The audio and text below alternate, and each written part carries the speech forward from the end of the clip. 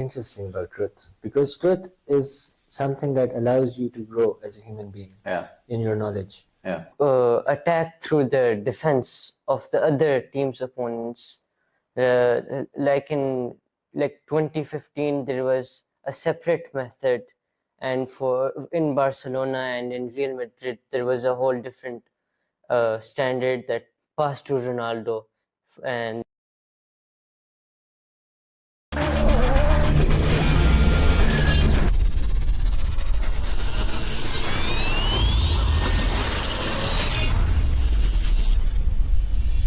Bismillah ar-Rahman ar-Rahim.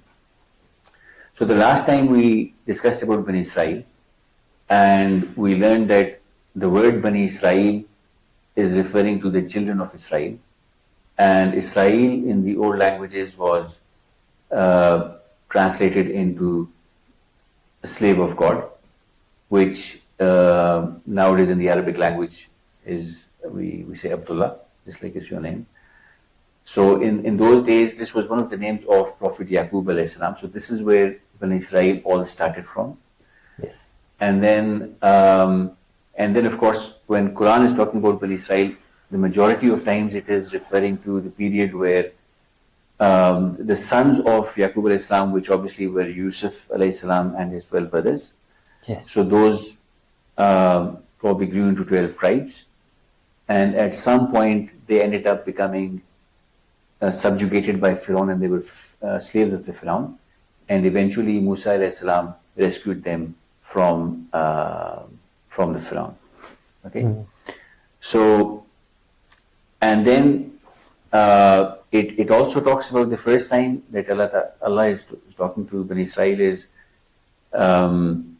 He says, you need to fulfill the promises that you make with me. Yes. So, and we'll see throughout the Quran that there's a number of promises that Bani Israel made to Allah. Yes. And, starting with believing in the oneness of God, being good to your parents. Yes. But one of the promises was to support all the messengers that Allah would send. Yes. Okay, so as we'll see, historically and in the Quran, that there are some prophets that they believed in, and there are others that they completely denied. Yeah. And the latest, obviously, is going to be Prophet Muhammad that we just talked about. And so, moving on from there, in today's session, we talk. The next verse says, Allah asks Bani Israel to believe in what He has revealed. So it is talking specifically about the Quran. And because the Quran, Allah says, it confirms what is already with you. Okay, so it confirms the Old Testament or the Torah.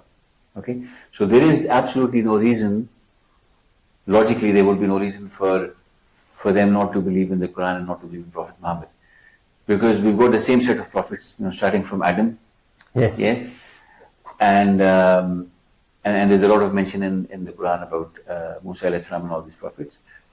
And the Quran clearly confirms that, Torah or the Old Testament was sent, but gradually it was altered to some degree by the clergy. Yes. Okay. And it also shows something very interesting, is that naturally human beings are very resistant towards change, and Allah is encouraging them to change when there is a new revelation, to accept it, which is a change, which is not something very easy to do, but this is what Allah is asking of the people of Bani Israel. Yes, and that's a good point. And essentially, it's about believing in the truth, right? So, a lot of times it's not about what we like or what we may not like. Absolutely. The truth is the truth. So that's the shortest way to reality and to sort of doing all the right things. So he says, it's important to look at the truth and accept it, whether we like it or not. Now that is the best strategy in life. So the sooner we start accepting the truth, and the truth as opposed to falsehood. So, for example, if somebody starts living in a fantasy world or in a make-believe reality, that may be good for a certain time, but it doesn't get you anywhere. Yes. So, and then the next verse is very interesting. it says, do not mix truth with falsehood. Yes. Okay. And do not, trade my verses for a fleeting gain.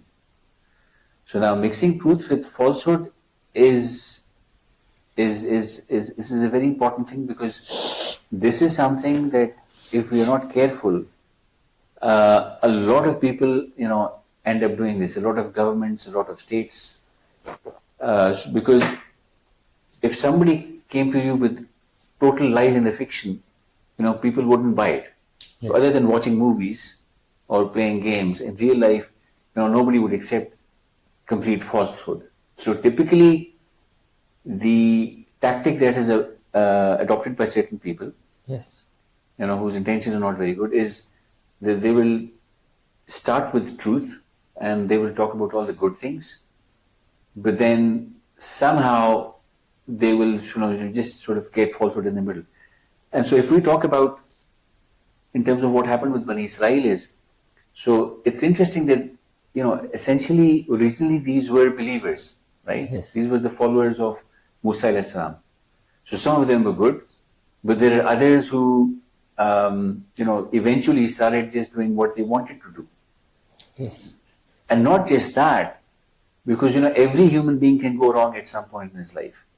That's not the biggest problem, because then you can ask for forgiveness and then you can come back to the straight path. Yes. But the problem is when somebody does something wrong and then he just sort of, creates an excuse for himself or for others by saying, this is how it is meant to be. God didn't ask me to do this. So they start attributing things to God which are not correct. Right? So in the specific case of Bani Israel, I do not understand the last part of what you were saying. So we're talking about the verse which says, Allah is saying to Bani Israel, do not mix truth with falsehood. Okay. Okay.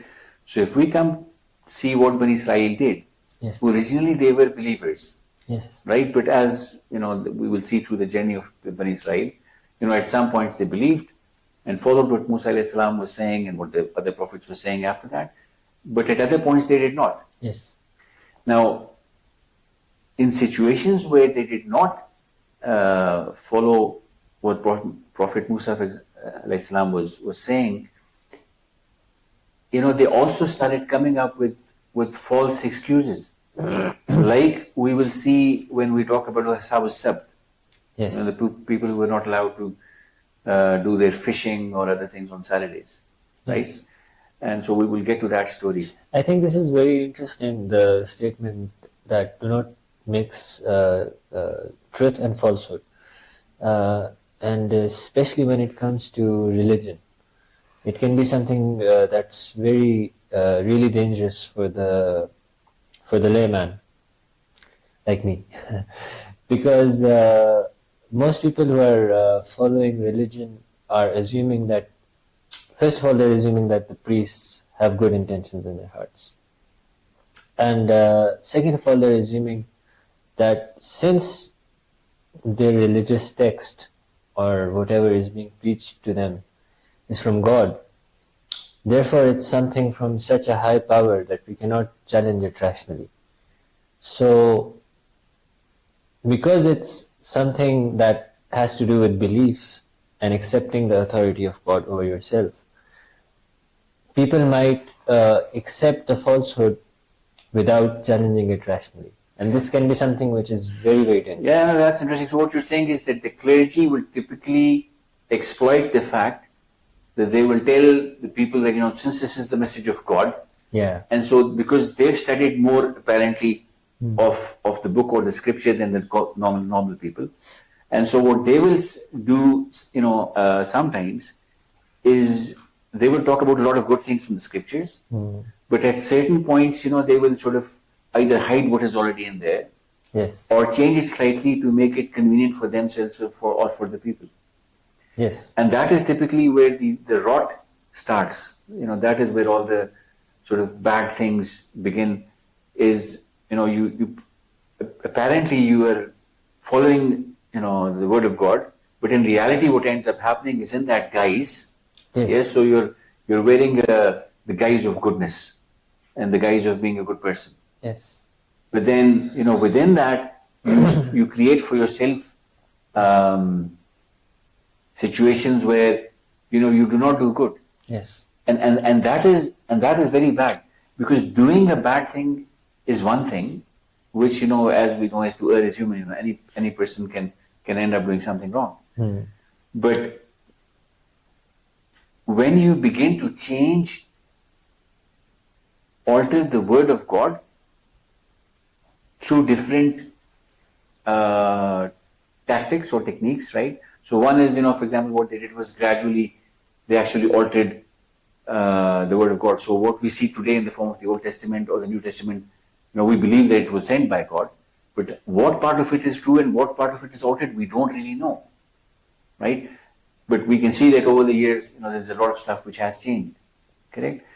So, so that's why it's important to never shy away from the truth, even if it goes against, if it goes against me or you or anybody else. The truth is more important than me. The truth is more important than, than my parents and my kids and my family than everything else. Yeah. So that is why it's important to stick to the truth.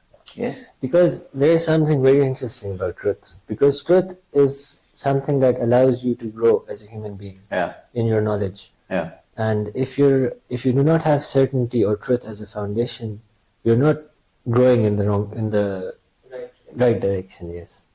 So anybody who's doing what Allah is forbidding them from doing, which is mixing falsehood with truth, or they're outright lying or trying to deceive people, is very destructive, because it's something that not only diminishes their growth, but it takes them to towards a destructive direction. Yeah. I mean, it's becoming a bit of a serious conversation, but I think what we'll ask Abdullah is, if you zoom into your, let's say, into your football, things like that you like to play, and in terms of what are the two guys, the most famous ones? Cristiano Ronaldo and Lionel Messi. So if you go to that space, so if you were trying to learn football, or if you became some kind of football coach, what would you think are the things that you would want to avoid, so that if you're practicing football, you become really, really good at it, right? So what you don't want to do is, you don't want to end up fooling yourself, correct? By saying, okay, by sort of lowering the standard. Yeah, like, just because you're not able to, do something. What you don't want to end up doing for yourself, or if you're coaching others, is saying, okay, these kinds of attacks on the goalpost, or these kinds of the manager should constantly find a new way to attack through the defense of the other team's opponents. Like in 2015, there was a separate method, and in Barcelona and in Real Madrid, there was a whole different standard that passed to Ronaldo, and the result was 5 UCLs. Yeah, absolutely right. And so, of course, the objective, in terms of, as you said, rightly, trying to find new ways, is because your objective is to win. Yeah. Your objective is to play better football. Yeah. Correct? So, if we bring this back to religion, our objective is to obey God, right? So we can and should find all kinds of methods to do better in our lives, rather than trying to sort of say that God didn't really say this, or God didn't really mean this. Okay? So you're saying about taking responsibility for our actions, or our choices. Yeah, and so in very simple terms, the problem that is being highlighted here is that the people of the book, which were originally the Jews and the Christians, or Bani Israel, originally, they were very clearly told that there is going to be messengers and you have to follow them.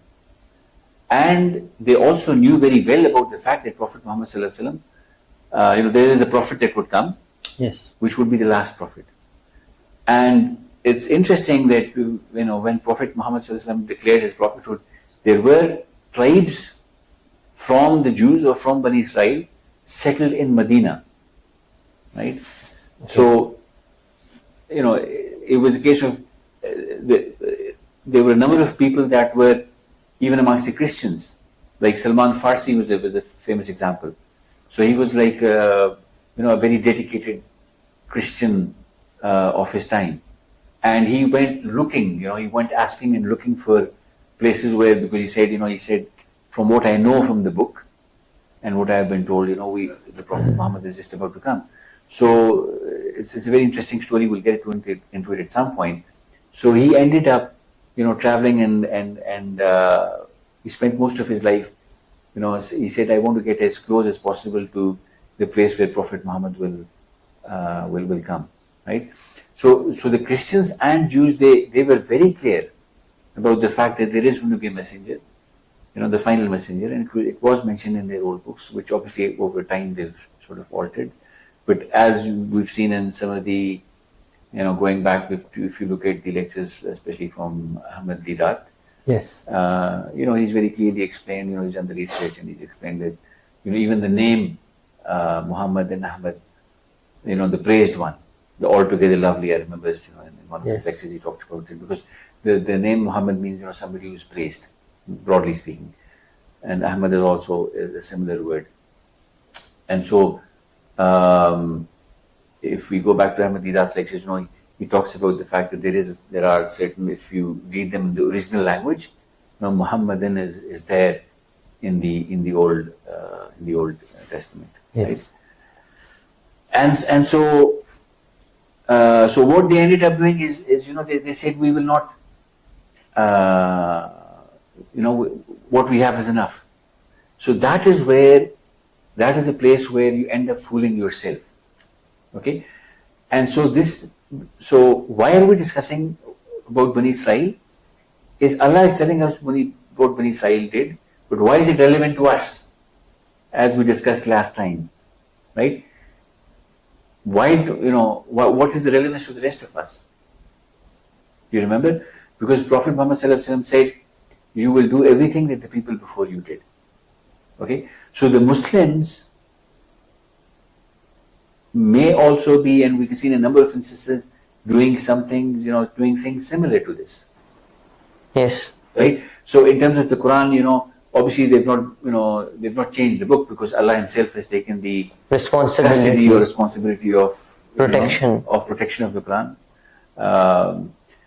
But outside of that, you will find also similarities between directions. Yes.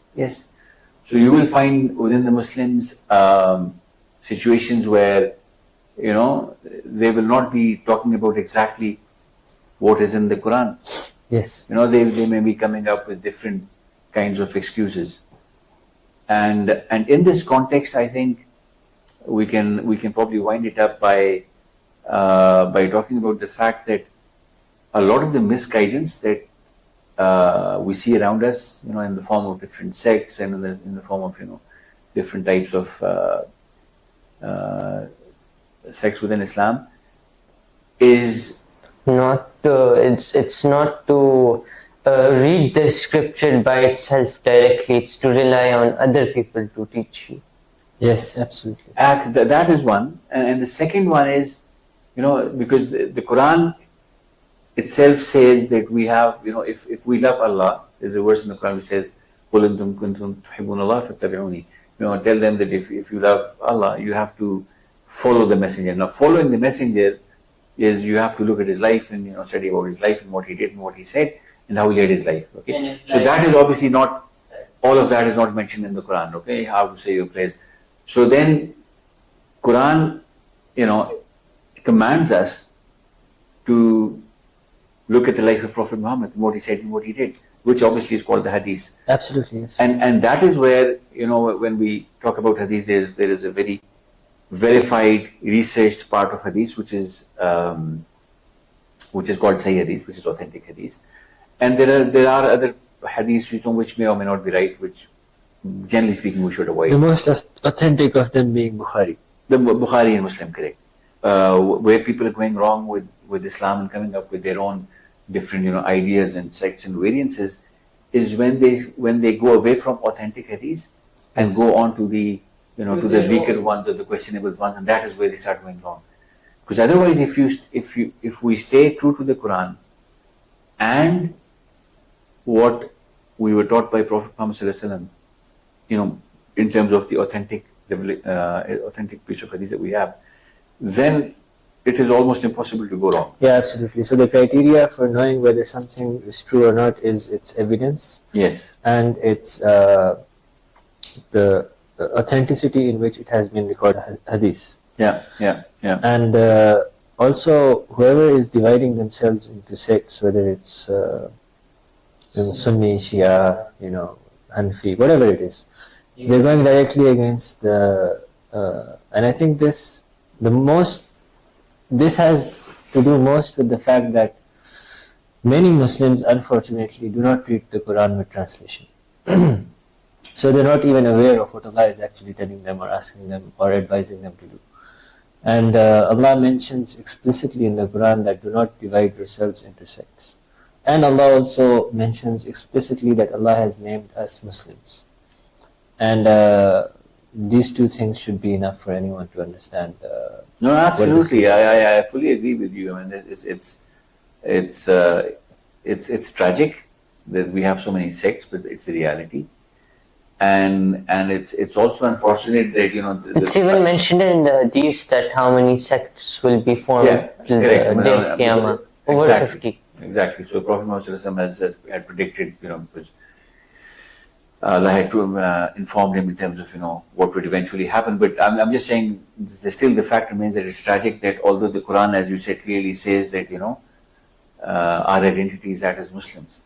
And we do not need any further identities. We do not need to subdivide ourselves into, we are, from Sunnah or Ahl Hadith or, because it's actually harmful when you are dividing the Muslim population, or even when you're dividing human beings. If you're looking at it from an outside perspective, whenever there is division, the division becomes weaker. And whenever there is unity, there is strength in unity. So something very basic, which unfortunately a lot of people are not able to see. But it's very powerful as well. Yes. Yeah. And so the next verse is an interesting verse. Yes. I say interesting as in, like they say, I think it's probably a Chinese proverb. It refers to interesting when, times which is not necessarily in a good sense. When they say interesting times, they're referring to times which can be tough. So the next verse is very interesting, and it's tough as well because it says, do you preach to the others what you do not do yourself? Okay, so this is because the Jews we will see in one of the verses. The next verse is talking about establishing the prayers and giving zakat. Yes. And bowing down with the people who bow down. Now, interestingly, if you look at across the world, all the different religions, Yes. in terms of the people who bow down or prostrate during prayers, is very clearly it's primarily the Muslims. Okay? Yes. I think the Chinese also bow down, but they bow down as a sign of respect towards each other. Oh yeah, that's more of a cultural thing. Yeah. But in terms of worship and prayer, I think the Muslim prayer is quite sort of obvious in the world in terms of the format where we stand and eventually we bow down and then we prostrate and we stand up again and so on. So this is also talking about the fact that they need to accept Islam. Yes. Okay, because in a sense Islam was always there. Was there from the time of Prophet Muhammad sallallahu alaihi wasallam. So that is the interesting part. Yes. Because Adam alayhi salam, correct. Because Islam is a submission to God. Absolutely, yes. Right? So Christians And Jews is not a name, as far as I know, we can do a bit of research on this, that was given by God. These are names that they, identities that they created for themselves. Like Sunni and Shia. Like Sunni and Shia, correct. Exactly, and that's a good point. Just like the Muslims have now made their own identity. So those identities were not there. Yes. It was just believing in God. And of course, as the languages have progressed, it's like we now say Allah, and we talked about Abdullah. So previously it was Elohim and Ilahi. So similarly, we could say that Islam may be a new word, it's an Arabic word, but it's always been there. And just like Abdullah is a slave of Allah, and Israel is the same thing, but it's in a slightly different language. So essentially, the concept of Islam has been there right from the beginning. In terms of essence. In terms of its meaning and in terms of its essence. So it says So I have a question. Yeah, go ahead. I think many viewers who are watching this probably will. The first question will pop in their head is that why did it change? If it's Islam from the beginning, then why do we have different books and different revelations?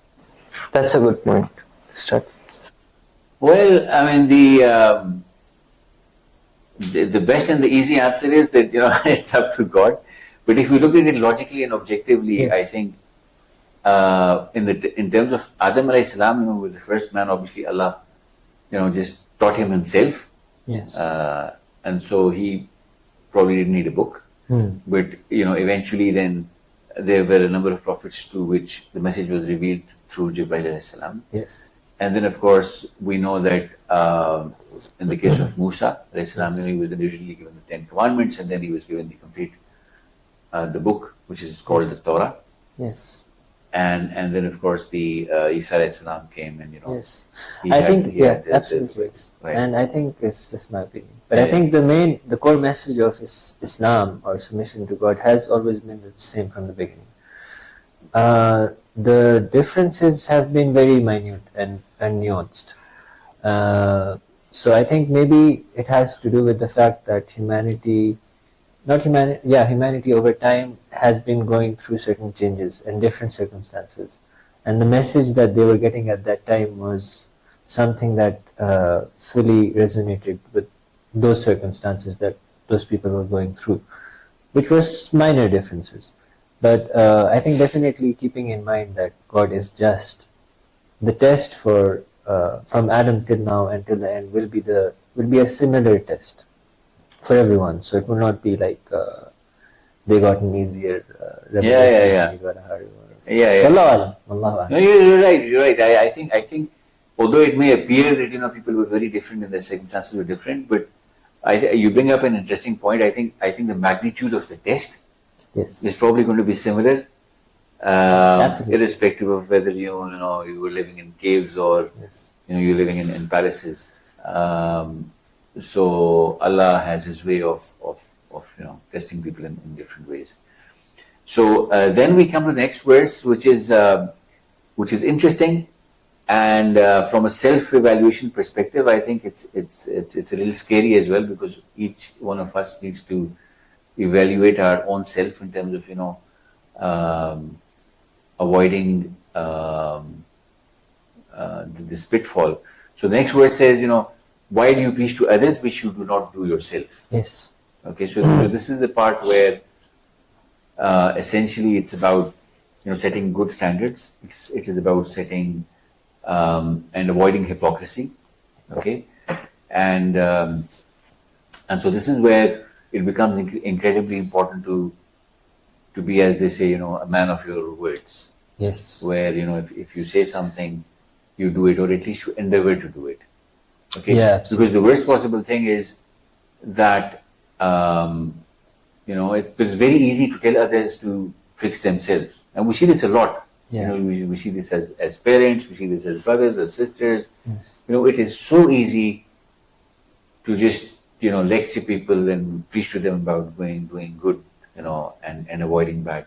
Yes. But the most important thing is is self-evaluation. Yes. Because that is what the Quran is talking about, and that is essence of humanity in terms of values. Yes. Is we need to evaluate ourselves, and yes, which can be very, as you are saying, it can be very difficult and very challenging and very difficult to do. But I think this is where the most, where you can grow the most from being able to put yourself in the in that position first before you. Absolutely, being honest to yourself is incredibly important, and this is where I think a lot of people go wrong. And we ourselves, we need to keep on evaluating ourselves. So being honest to yourself is a starting point for self-improvement. Because if we're being honest to ourselves, then we know, okay, we were doing good in this area and we're not doing good in that area. But if we do not evaluate ourselves and we just start looking at other people and start criticizing others in terms of, that's very easy. That is the easiest part. That's very easy and very useless. Yeah, it's interesting because people will be able to see it clearly. Yeah, and as I said earlier, it's easier to be a spectator than rather being in the picture. Being in the field. Yeah, in the field. Playing in the field. That's right. Yeah, absolutely. But sometimes I don't know. It's good to be a spectator. I mean, just watching football. It's a hell of a lot easier than. And the last couple of verses are talking about, when a person goes through a difficult period, right? And each and every person in this world at different times will go through easy periods and difficult periods. Yes. Okay. So when somebody is going through a genuinely difficult period, Allah advises us, and He's told Bani Israel, and obviously this applies to everybody, is that we should, in those difficult times, we should seek help from Allah, with two things. One is patience. Yes. And prayer. And the other is prayer. Yes. Okay. So, and this again is easier said than done, but in reality there's something really, really powerful, because yes. If God forbid, when you're in trouble or when you're in serious trouble, there are times when nobody around you, is going to be able to help you. Absolutely, yes. Okay, a lot of times that happens. So then, where do you go to? Yes. Now we're blessed with the fact that Allah has given us a religion, and He's given us this option where He's told us that He can do everything. He gave us a map for our life. Exactly, and He said. And I think this really hits the mark, the prayer, because as you're saying that when you're in a very difficult situation, when anyone is in a very difficult situation, they realize that there is actually no one that can help them except for God. Yes. And this shows several things. The first thing it shows is the promise that we made with God. Yeah. Because it's something that is very deep inside us. Yeah. Because even non-Muslims, even those people who claim themselves to be atheists, even them, they will call out to God when they're in that situation. Yes. And the second thing is that when God has saved you from that difficulty and from what you feared the most, then it's very, very crucial that you do not forget that it was Allah that saved you, and that you do not forget to thank Him and to be grateful for that, for what Allah has done for you. No, absolutely. Instead of boasting about it, that how I managed to get out of this difficult situation, you should praise Allah.